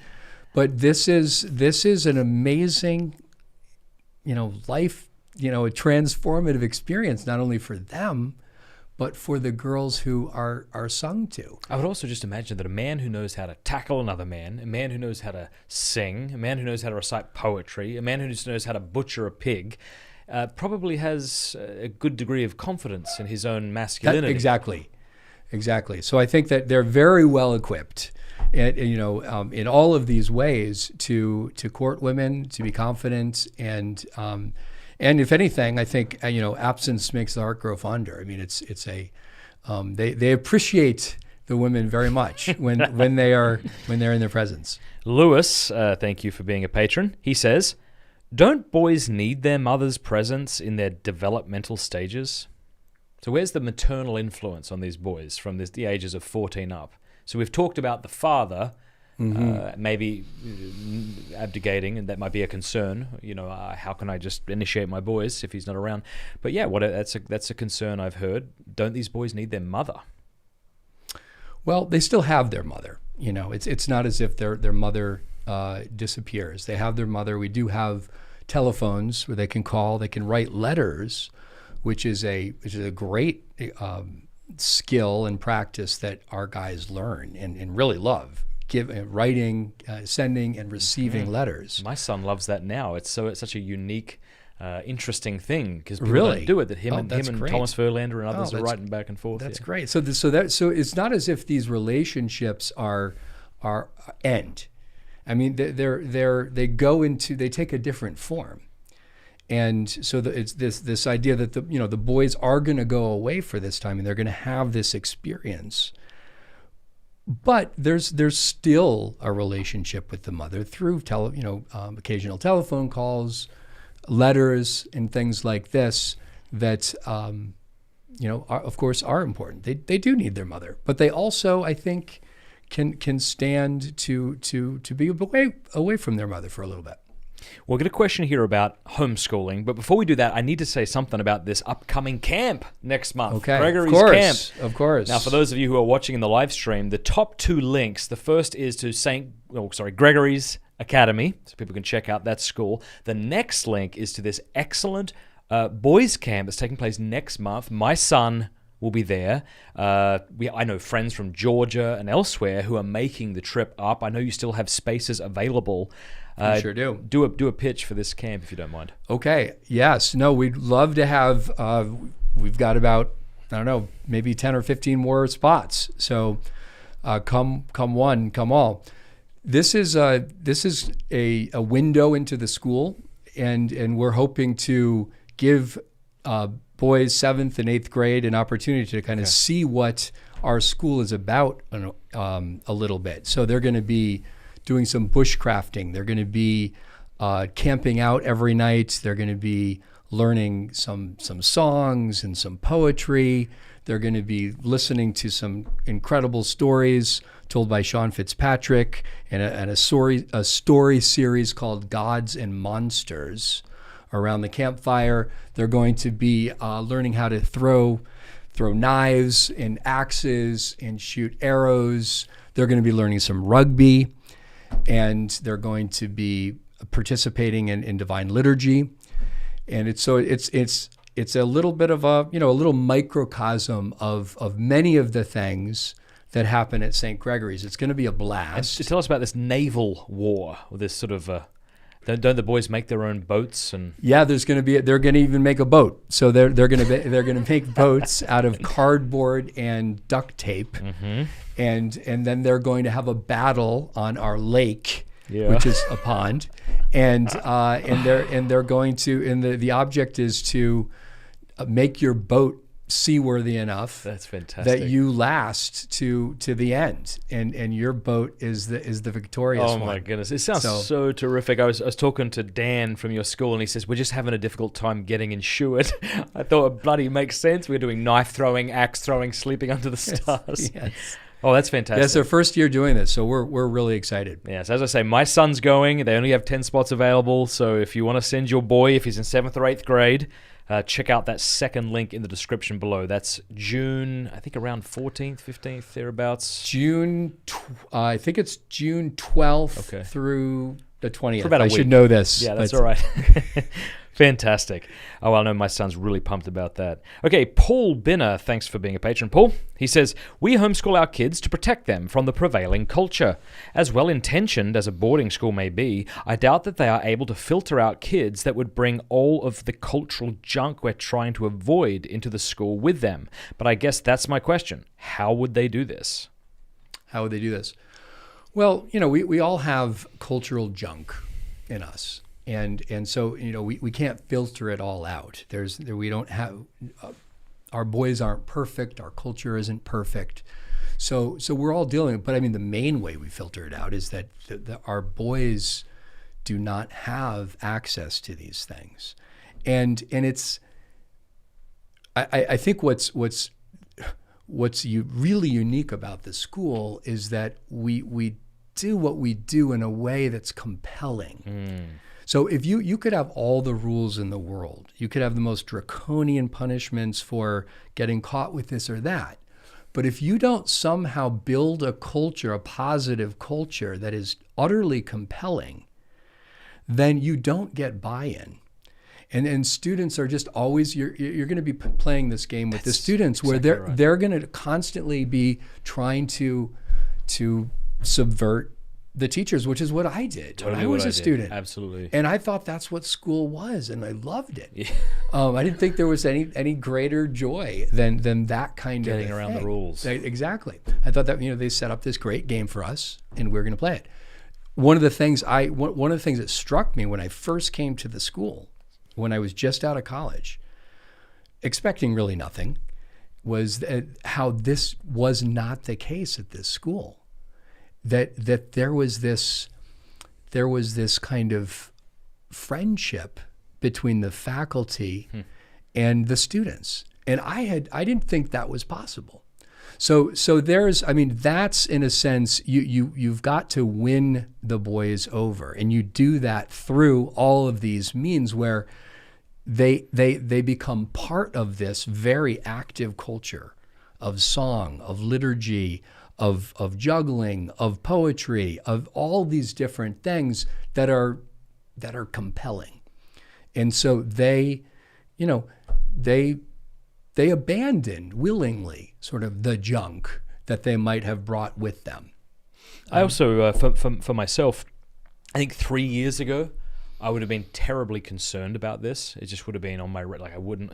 But as my child's gotten older, my eldest, who's a really awesome boy, I trust him a lot more. There's actually and I see that he's interacting with the culture anyway. Of course he has to. The culture is almost like a tidal wave in a sense. Like it seeps in somehow. Right. And I'm learning to trust him and to let loose the reins a little, And I think that's very important.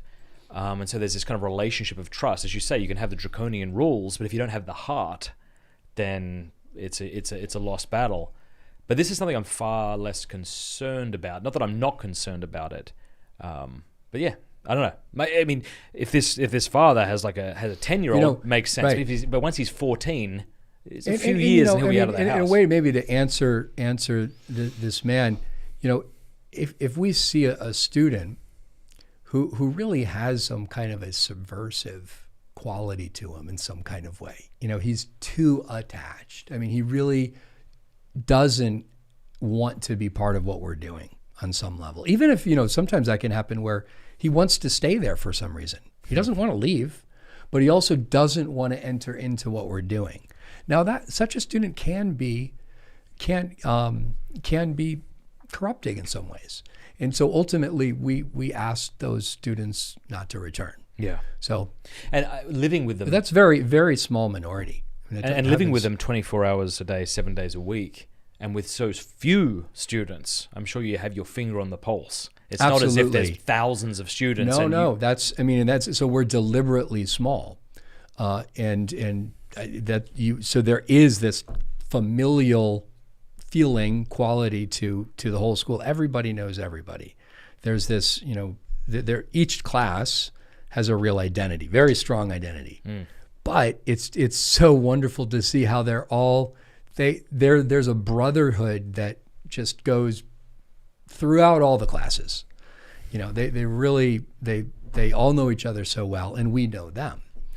So yeah, absolutely right. Marcus James says, "Hiya Luke, I am a public high school band director who wants to get his master's in sacred music and work for a Catholic school so I can be more open about my faith and take a more direct approach to evangelization through music. However, it is very difficult for me to make the switch, seeing as private religious schools on average pay their employees much less than public schools do and offer very little, if any, benefits, pension, etc. that publicly funded schools offer. What do you think can be done to help private institutions make room in their budget to be more competitive when hiring faculty?" Great question. Great question. It's what can be done. Catholics with money can be more generous they are generous, but can recognize that schools like ours are worth supporting, that we're doing a really important work. I don't know what to say about that. I mean, Sure. What he's saying is right. I mean, we're not competitive, and we have a staff that's really willing to work at our school. I think because they realize it's an extraordinary place and an extraordinary place to work, but for less money than they would be getting at a public school. Okay. Do you have any ideas? What? No idea. Zero ideas. Yeah. It's a good question. Yeah, I wonder how many of us are going to have to begin the other way around. And I don't mean this as an accusation, and I'm not pretending it's as easy as this, but rather than changing my job to satisfy my lifestyle, do I need to change my lifestyle in order to have a job that can support me in that? Moving to Steubenville would be one way to do it. Right. Honestly, Right. moving from a big city to maybe even a more economically depressed town, or Scranton, or a country town in Kansas. Right. I tell you what, I mean, just a plug for Steubenville here. Right. Like, you sell your house, you come here, you can probably buy one and not take out a loan. I think that's the great answer. I think that's the answer. Yeah. You go to a place that is worth going to, and you might have to change your lifestyle to be there, but in the end, it's worth it. It's completely worth it. This bloke, M.E. Tan, says, "Just tuned in. I had classical education in high school because we all studied Latin. Ha ha.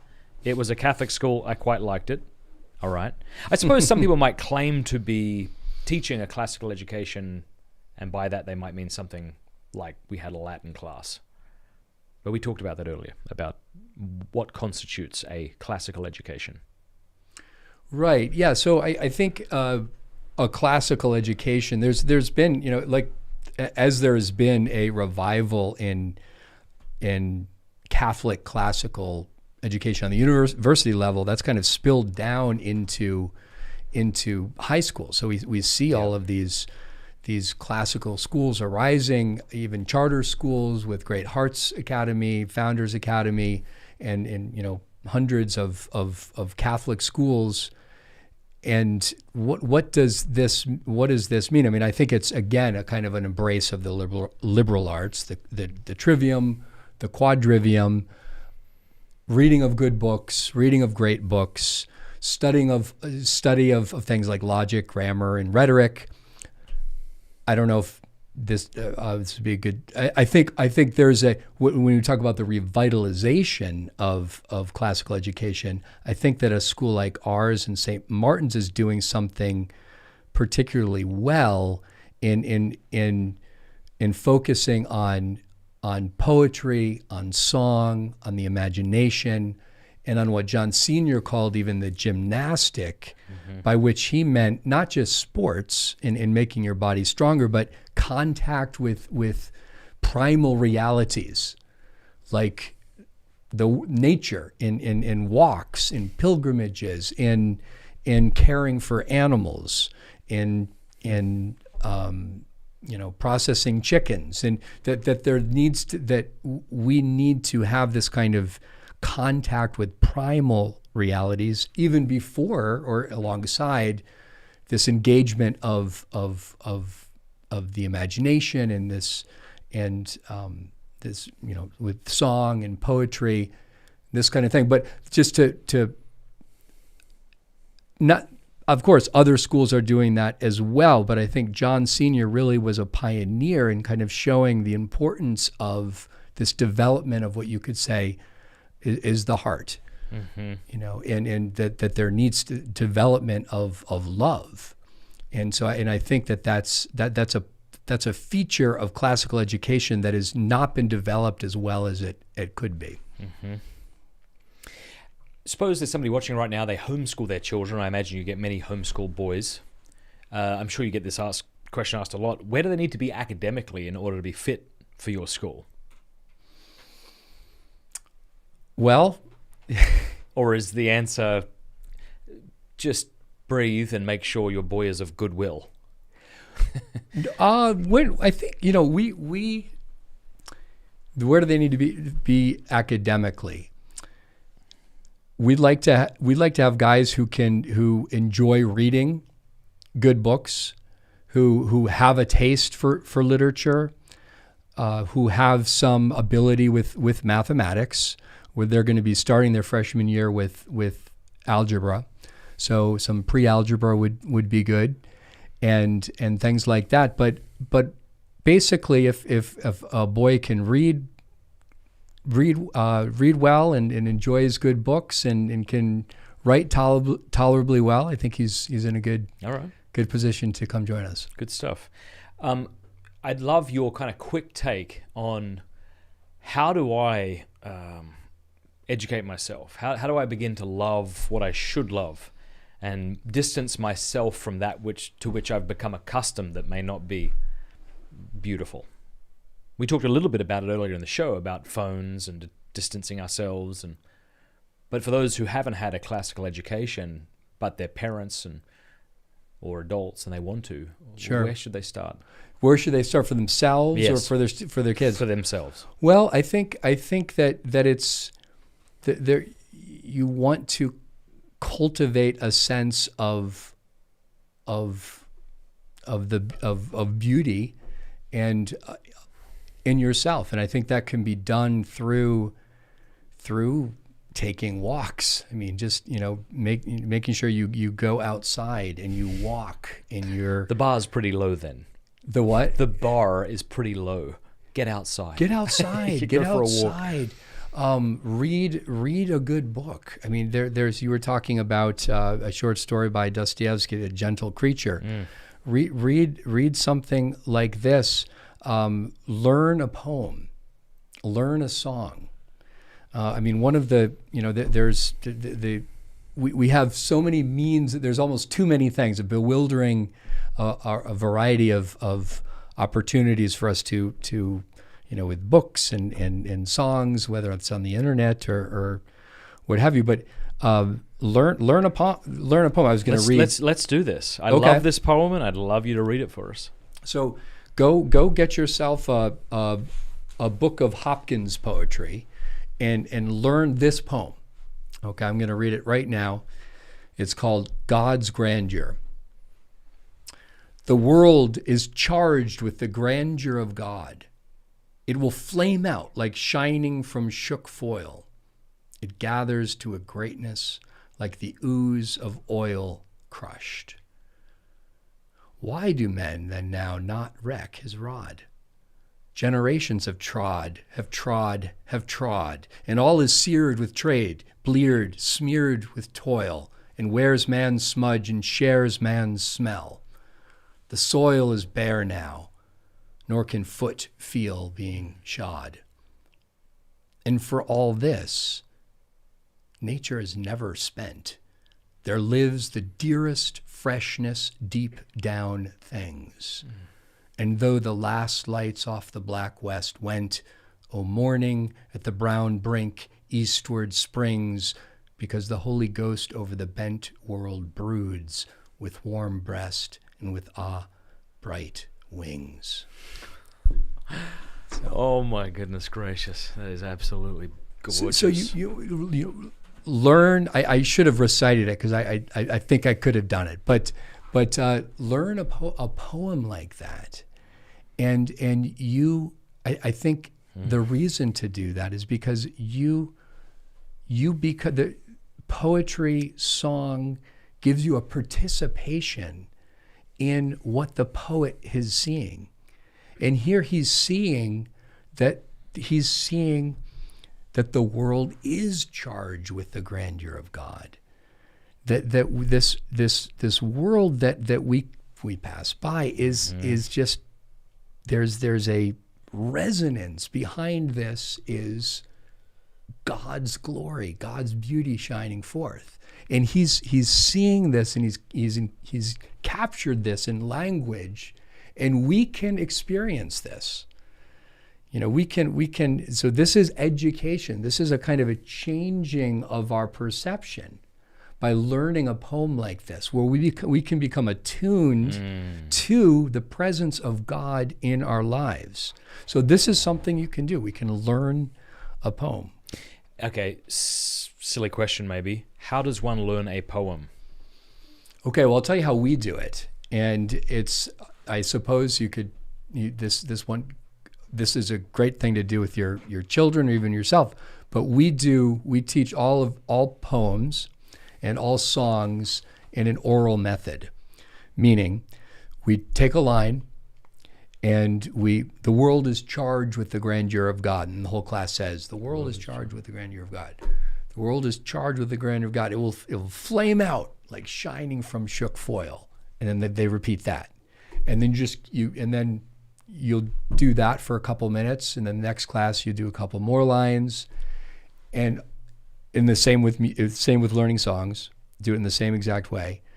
And it's amazing how quickly the memory, which is a muscle of a kind, develops. So we live in a time where this you don't need to remember total anything. atrophication of memory. So you can develop the memory, and which is such an important thing to do.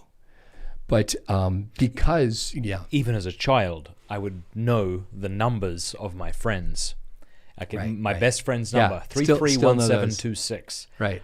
My mum's number at work, 331272. I'd remember them. Right. I don't know. I know my wife's number. Right. I don't know anybody else's number. I don't need to. So so something similar has happened. Right. And what does that mean for us? I mean, I don't know if anybody's thought enough about what that means, that we were gradually becoming a people with almost no memories, depending on a external memory. I mean, how much of having a personality, let's say, a vibrant, even identity, a real sort of, your own personal identity is tied to having a memory. I don't. That's a very interesting point. Something to think about. And what does that mean that we don't have memories? We don't have, not that we don't have any memory, but we don't have the memory we used to have in oral cultures and then beyond. But our hearts and minds are just awash with stuff. What is that? A million. What does that do? And I said earlier, and I think you're getting to the same point now, and Hopkins said it much better. I talked about we can't even encounter nature without it being contracepted through some artificial app that tells us about what this constellation is or what this plant is. Right. Right. And we talked about having external memory, but here is this what he means when he says, he talks about all of nature, but he says, and where's man's smudge? Let's see. The soil is bare now, nor can foot feel being shod. Mm-hmm. I had that kind of view of I'm now separated from this thing. Right, is that what he means? I think so. Right, and it's a funny. I don't know quite what to make of that, because it almost sounds like he's sort of saying, who invented this terrible technology of shoes? Yeah, separate us from nature. But I think you're right that he is getting at this idea of this kind of.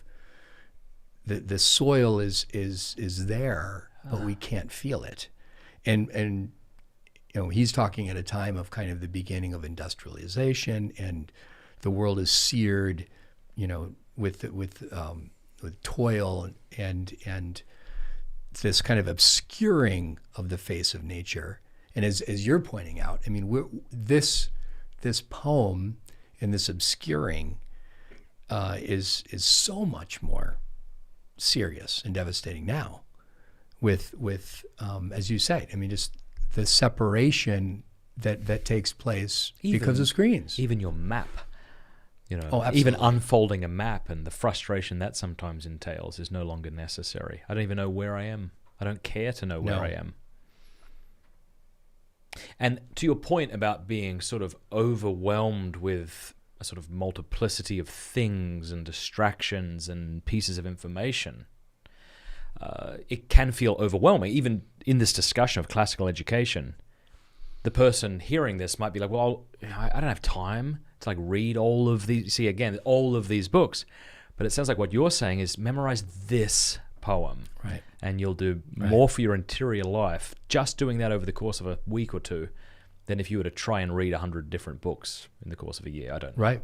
Yeah, Would you absolutely. agree? I would agree. And I think people, well, I can't speak for everybody, but I know I have time to do many more good things than I do. And cut out that news feed that you have to watch every day or whatever it is, and learn a poem. We can find pockets. Doesn't take long to learn a poem. We're very good at making excuses for ourselves. That's right. Adam says, I'm a classical grade school educator who got hired 2 days before school started. Over the summer, I want to improve my teaching. Where are good resources for that? Looking to raise future saints. Good resources for teaching. Well, I would recommend 2 books that give a really nice overview of Catholic education as it could be, by Stratford Caldecott. One is called Beauty in the Word, and the other one I don't remember. But Stratford Caldecott, he talk about revitalizing classical education. I think in some ways he's kind of written a blueprint for a new vision of classical education. So I think those would be good. Those would know. What is he teaching? I'm a classical grade school educator who got hired, doesn't say. Okay. We got some questions here about what do you do with autistic children? And then somebody else said, I'd like an answer to that as well. I have 2 children on the spectrum.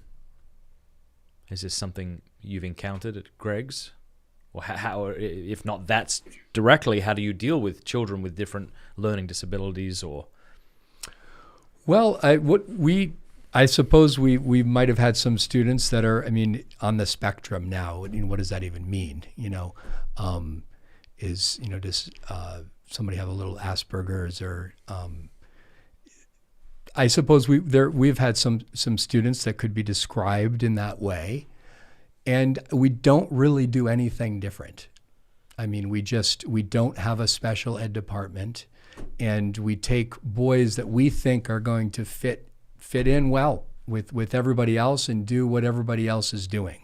So if we think a candidate is that kind of a candidate, then however you might, a psychologist might happen to describe him, we take him and he'll do everything that everybody else is doing, and seems to work fine. It sounds like maybe this has been something of a progression for you. You were at Thomas Aquinas College. You had a desire to go to Europe. You went and stayed. Right, so this has been maybe less violent than maybe some of us would like to be in order to reclaim this beautiful life, or not to even reclaim it, just to claim it to begin with.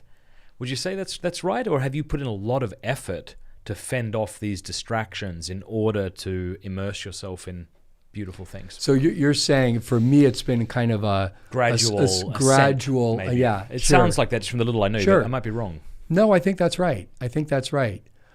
I suppose effortless in some ways. So how can we be that cool? That's what I want to know. Because I want to make, like, I think we all kind of want to make radical decisions. When we see somebody living a beautiful life, and we see our own, and it scares us, and we see how immersed we are. Like just a moment ago, you said, no, we have time. Like right. if you watch Netflix, if you watch Amazon Prime, if you listen to Ben Shapiro on a daily basis, like you have bloody time. You're just filling it with things that maybe you shouldn't be filling it with. Or maybe there are better things that you could be filling your life with. And so there's this desire to like change, or at least there is for me. Right, I just have that kind of temperament, I suppose. Yeah. Well, how do we get there? I'll have to think about that. I mean, I'm fortunate to have a job, that sort of requires me to live this way, and that helps because we all need help. So for me, I'm very fortunate to be in a place that is my job is to foster this kind of culture. So I have to do it, So and I love to do it, but you're right. It's these other things are seductive and draw us away, and I think the answer is to try to found your life in some way on a kind of a contemplative awareness of what you're about, and to find time each day in prayer to recollect. And this might be, for me, I like to go on a walk and say the rosary, which ends up not saying the rosary and thinking about lots of things, but kind of a mini pilgrimage. And with something like that, whatever form that might take, you can remember. You used that word before, kind of like we need to remember who we are. We need to remember what it is we actually want to do. Yes. Because we really want to do these better things. And yet these other things, more deeply, we want to do these better things. But if you don't kind of recollect that and give space for those deeper things to kind of come back up to the surface, then you lose them. So I think you have to find a time to kind of keep remembering. Very, very beautiful. Man, you're preaching to me right now. I heard an analogy from a priest in a homily once, and I think it was a good one. This analogy, he said, if you think of sand, pebbles, and rocks, okay, the sand represents those insignificant things that we engage in, those distractions that we willingly allow us to tear us away from ourselves and others. Right, the rocks might be the somewhat important things. The pebbles. Then the rocks are the very important things. Family, prayer, God. He says, all right, now imagine a glass, and this kind of glass represents your life. Well, if you were to fill it up with sand, there would be no room for the pebbles and the rocks. But if you would begin with the important things, the rocks and the pebbles, well, then there's still room for the sand, but it doesn't take up everything. And I wonder if we're at risk of just losing our lives in a myriad of distractions. Yes. What was it called? When you sink into the sand? It's like a quicksand? Quicksand, yeah, exactly. All going to be sunk in the quicksand. There's no rock under there to hold us up. That's great. Yeah, it's a great image. I think I need to come up with a plan. People in the comments section, let me know if you want me to do this. It would be cool to come up with like a 7-week plan to get rid of your cell phone, to get rid of your smartphone. So you didn't just have to do it immediately. It's interesting because I did a sort of a version of Exodus 90 with a couple of friends. We didn't quite, something happened. We didn't quite persevere, okay? But I think that movement is really interesting in that it seems to be, and maybe you know more about it than I do, but that it seems to be in giving up social media and technology, it seems to kind of be moving you in the direction of, this would be a good permanent giving up. Yes. That again, I think in a different form that our school is doing that kind of thing. Look, you're gonna be giving this up while you're here. And you're going to remember what it was like to be free. And that's a great experience. Don't forget that. So, and I think the Exodus 90 is kind of doing a similar thing. they're saying, let's give this up for 90 days. But then they're also kind of saying, hey, you want to keep going with this? That was nice, wasn't it? Yeah, that makes sense. I mean, and we have jobs and we have to make decisions about them. We can't all live in a medieval village. We could try. We could try. So, yeah, I said to you in the coffee shop prior to coming here that after this interview, I'm leaving my phone and my computer here, and I'm going to go home and because I was in Florida last week, traveling a lot and speaking and working, so I need to take some time off for the family, So I'm really looking forward to just spending 2 days without it. But I'll tell you what, and I say this not just kind of, I hope this doesn't sound like I'm boasting. It's No. But I think many of us can kind of relate to that. I'll walk out of this office with you, and we'll go to the elevator, and we'll go down to the bottom, and we'll walk out. And within that time, I probably will have had 3 temptations, interactions to grab my cell phone is what I mean. Sure. To 3 Oh my sort gosh. of I gotta Absolutely. and some of it's trivial, and some of it's less so. Some of it's like, I need to get back to that guy. Or sometimes you just feel awkward. You're standing in an elevator with somebody, and I don't like talking to people in elevators. There doesn't seem to be any reason except to cut through the awkwardness. And so if you look at your cell phone, that kind of gets you out of that conversation. And I keep saying, and I wonder what you think, that the cell phone, the computer, is both the cause and relief of our anxiety. So it appears to relieve it, but it agitates us still further. That's been my experience. That sounds accurate. And how on earth am I going to learn to memorize poetry? Right, exactly. No, it really. I mean, it's a cause of anxiety. I think it's an enemy to contemplation. And by contemplation, I don't mean anything particularly high and supernatural even, although I think it's connected, but just simply having a quiet mind and an awareness of yourself and of the world, and being at peace. I like how you put that. And it's quiet mind. Yeah, and it's so. And I think that this all of these things. It's almost like we talked about the design or the conspiracy.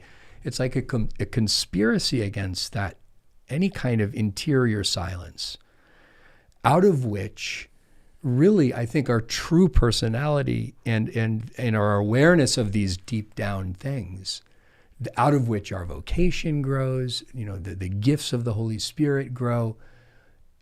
This is all being kind of attacked, I think, by these things. So it's very, very important that we think seriously about how to navigate this realm. Lots at stake. What would be some good book suggestions for those watching? Okay. Well, for themselves, not for children. Sure. A great book suggestion would be The Restoration of Christian Culture. And that makes me think of this, just to give this is a little excerpt from that book to whet people's appetite. This is by John Sr., who's really the godfather of our school. And here's what he says. Our Lord explains in the parable of the sower that the seed of his love will only grow in a certain soil. And that is the soil of Christian culture, which is the work of music in the wide sense, including as well as tunes that are sung, art, literature, games, architecture, all so many instruments in the orchestra which plays day and night the music of lovers. And if it is disordered, the love of Christ will not grow. So this, talking about this need for developing this Christian culture so that the soil of Christ the seed of Christ can grow in us. And anyway, this book is really a wonderful book, and it's a kind of a sequel to a book with a much more scary title called The Death of Christian Culture, where he really diagnoses kind of how we got here and goes through the stages of the death. And that's in a way more of a philosophical analysis of kind of the encroachments of modernity, maybe starting, I don't know where his story starts, if it's the Middle Ages or if it's the Renaissance. I can't remember, but the Restoration is in a certain sense, it's something of a practical book. It's kind of what do we do now? How can we revive the culture? What can we do? What can we? One of the first things he says, and this is he wasn't living in the time of the internet, but he said smash the television. Get a bat and literally smash your television, and then get a piano and or a guitar and start learning some songs. Imagine what he would have had to say about the phone. Right. Yeah. So how do we? He's a radical. I love it. How do we implement this without falling into a perfectionism that leads us to fall into utter despair? Yeah. And may even lead us to sort of crush our children, as it were. Right. Where you begin to see everything as poison. Right. And you mustn't talk with the children across the street, and you mustn't have the video game, and you mustn't ever watch television. Right. I could see that being an unhealthy thing for both parent and child. Yes. Good question. I mean, I short of saying don't become like that, and pray for prudence, and be aware that would be a pitfall to fall into. And yeah, I think being a purist. Yeah, I don't know. I mean, I think if you're there's as long as you're continuing to kind of to do these things, to do these important things, and you're doing your part to raise your children in a way that is more real and put them in contact with things that are more real, and whether it's animals or nature or good poetry, good songs, that trust that this is going to bear fruit, and that you don't have to construct some kind of an isolated, insulated universe, that God will, that good and beauty and truth are more powerful than their fake, substitutes, and that those will win out. So, doesn't Jesus have a parable answering this? Like the thistles and the flowers grow together. We're never going to be in the pure world.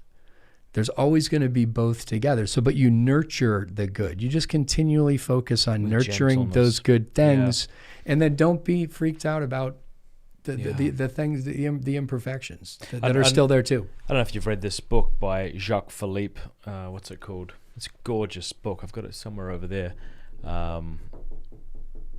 It's right by that blue book. Is there a little pink book by that blue book there? Over here? Yeah. Is that it? No, that's not it. It's called... Oh, here it is. Yeah, let's see here. Yeah, there we go. It's glorious. Yes. So this book's called Searching for and Maintaining Peace, and I would highly recommend that everybody get a copy of this. And one of the things he talks about, and drawing from the fathers, is this idea that if we're not in a place of peace, and you've already referenced that, of being in a state of peace, we won't see things properly. The fathers use this analogy of a pond, and if it's disturbed by throwing pebbles in it or something, it doesn't reflect the sun properly. So I think being, if we're constantly anxious and restless and upset and falling into a sort of perfectionism, it's difficult to then lead our children into something true, good, and beautiful. I also think, and I wonder what your point on this, your thoughts on this.